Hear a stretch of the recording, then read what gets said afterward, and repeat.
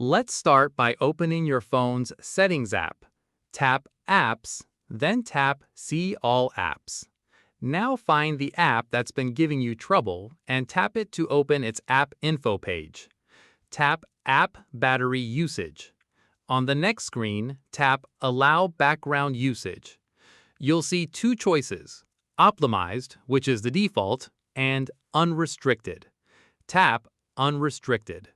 That's it. Android will now let this app run in the background full-time, so its notifications and updates come through right away. Now here's a genie tip nobody tells you about.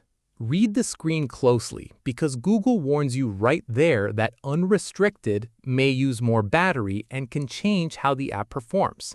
So only flip this for the one or two apps that truly need it, a messenger or an alarm. Never all of them.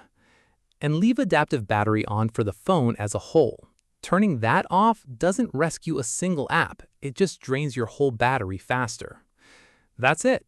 That's how to turn off battery optimization on Android. If this helped, subscribe. I drop these every week. See you in the next one.